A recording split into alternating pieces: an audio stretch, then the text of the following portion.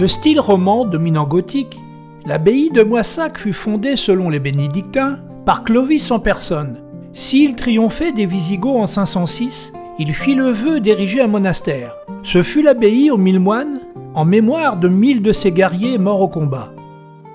Avant de franchir quelques marches, on voit ce portail monumental. L'iconographie de son tympan est inspirée par des visions de l'Apocalypse de Saint Jean. On y voit le moment du retour du Christ sur terre.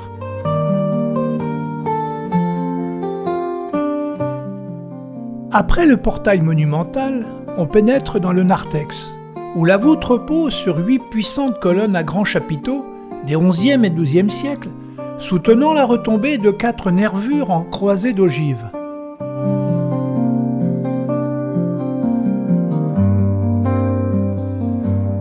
Au milieu du XIe siècle, l'abbé Durand de Bredon, évêque de Toulouse et bras droit de l'abbé de Cluny, a fait la configuration actuelle de l'abbaye et de l'abbatiale.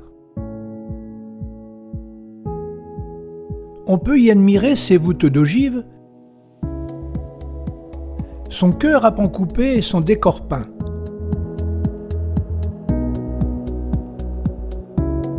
Les parties basses ont conservé les baies en plein cintre des précédentes églises romanes.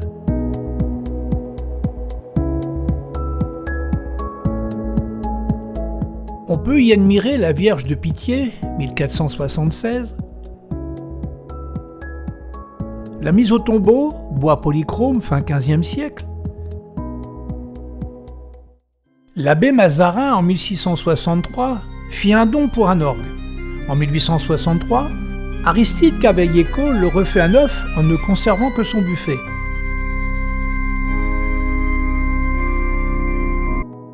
Le sarcophage en marbre des Pyrénées qui a reçu la dépouille de l'abbé Raymond de Montpezat en 1245.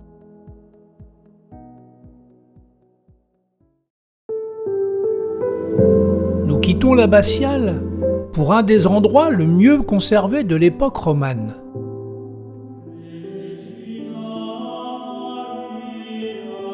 Le cloître de Moissac est daté précisément de l'année 1100.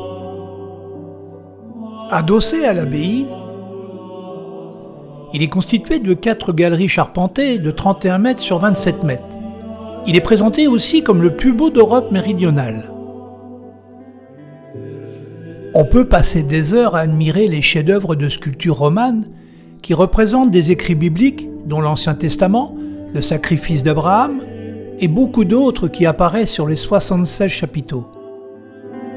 À Moissac, ce sont les règles de saint Benoît. Travail, obéissance, un emploi du temps très rigoureux qui alterne avec un temps de prière, 8 offices au quotidien.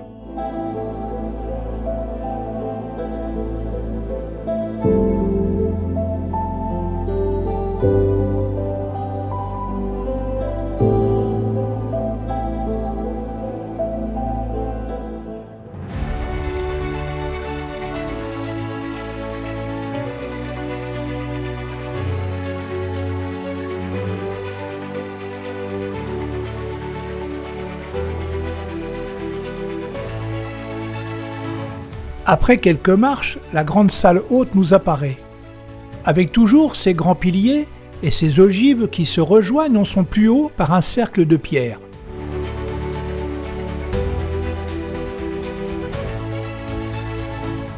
Les restes d'un support de cloche.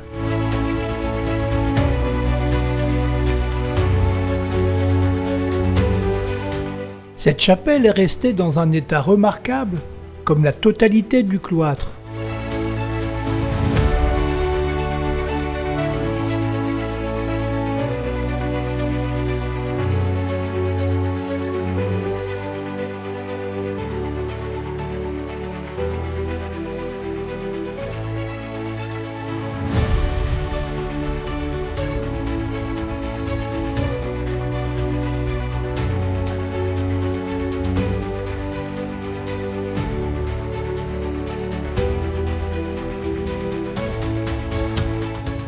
Un regard sur les premiers pavements datant du XIe siècle de l'abbaye.